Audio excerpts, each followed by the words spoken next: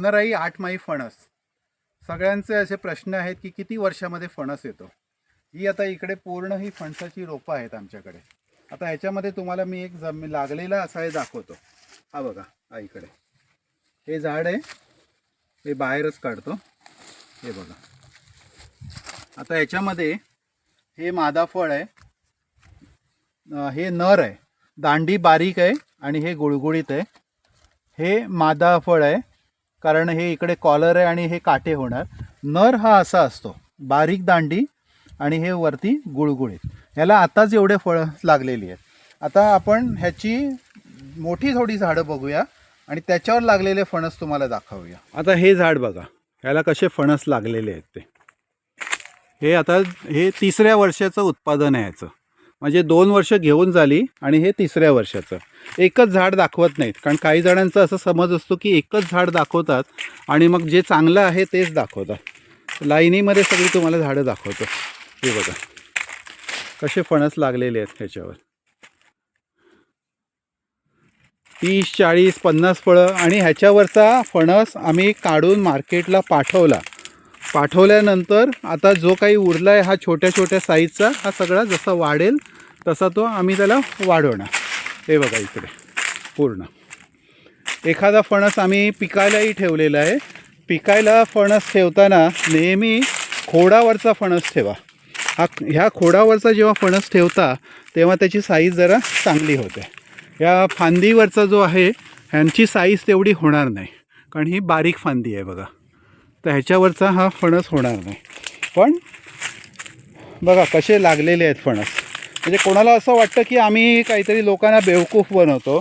एखादं झाड दाखवतात, काहीतरी खोटं दाखवतात. 2 वर्षामध्ये एक फणस येतो का? लोकांची फणस, त्यांचं म्हणणं पण बरोबर आहे की 2 वर्षामध्ये फणस येत नाही, पण ही एकच जात अशी आहे की त्याला 2 वर्षात फणस येतो. हा बघा आता भाजीसाठी ठेवला आहे. बाकी कुठल्याही, माझ्याकडे 20 जाती लावलेल्या आहेत. 5 वर्ष झाली अजूनही फणस लागलेला नाही, पण ह्या जातीला लागला म्हणून मी ही स्वतः 1500 झाडं लावलेली आहेत. एकतर तुम्हाला डिसेंबरपासून भाजीसाठी म्हणून विकता येतो. पिकलेला फणस पाहिजे असेल तर तुम्हाला फेब्रुवारीपर्यंत खायला मिळतो.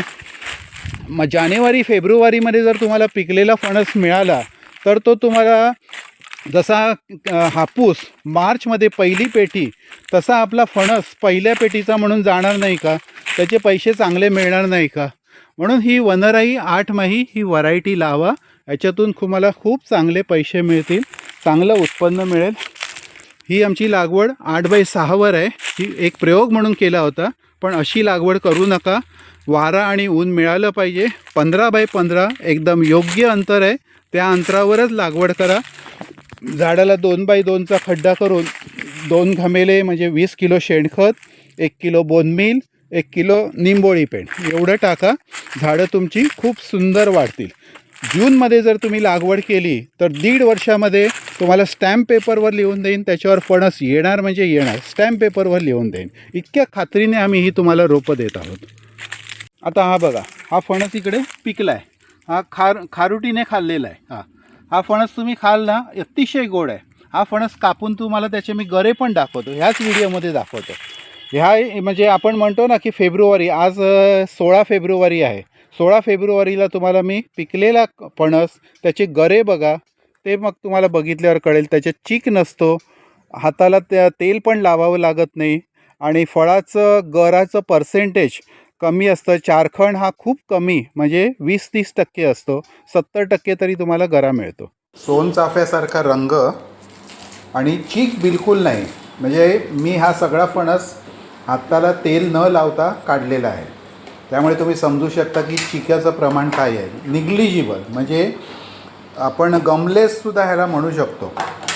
म्हणजे गमलेस व्हरायटी नाही आहे ही, पण गमलेस आहे असं सांगू शकतो तुम्हाला.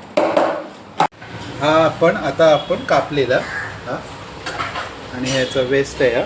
वेस्ट याची थिकनेस बघा किती कमी आहे. ती खायला अतिशय गोड, गऱ्याचं पर्सेंटेज जास्त, रंग छान, गोडी पण छान आणि बियाही या खायला खूप सुंदर लागतात.